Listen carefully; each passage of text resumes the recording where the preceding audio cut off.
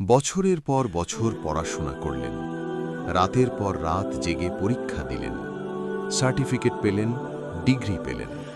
তারপর চাকরির বাজারে হাজার হাজার সিভি জমা দিলেন, ইন্টারভিউ দিলেন, কিন্তু কল ব্যাক আসে না।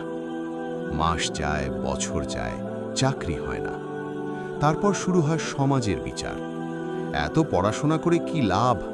নিশ্চয়ই তেমন ভালো ছাত্র ছিল না, বেশি চাওয়া পাওয়া আছে বোধহয়।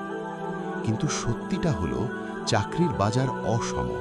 এখানে যোগ্যতার চেয়ে কানেকশন বেশি গুরুত্বপূর্ণ। তুমি কে এর চেয়ে তুমি কাকে চেনো বেশি কাজে আসে। একজন শিক্ষিত বেকার যুবক যখন বাসায় বসে থাকে, তখন সে শুধু বেকার নয়, সে হতাশায় ডুবে যায়। তার আত্মবিশ্বাস ভেঙে যায়। সে নিজেকে অপদার্থ ভাবতে শুরু করে। নিজেই নিজেকে বলতে শুরু করে, আমার এত পড়াশোনার কি হলো? আমি কি সত্যিই অযোগ্য? আমার জীবনের মানে কি? এই প্রশ্নগুলো তাকে গ্রাস করে। তাই যারা বেকার আছেন, হাল ছাড়বেন না। আপনার যোগ্যতা আছে, শুধু সঠিক সময় আসেনি। চেষ্টা চালিয়ে যান, দক্ষতা বাড়ান, নেটওয়ার্ক তৈরি করুন। আর সমাজ, দয়া করে বেকারদের নিয়ে ঠাট্টা করবেন না।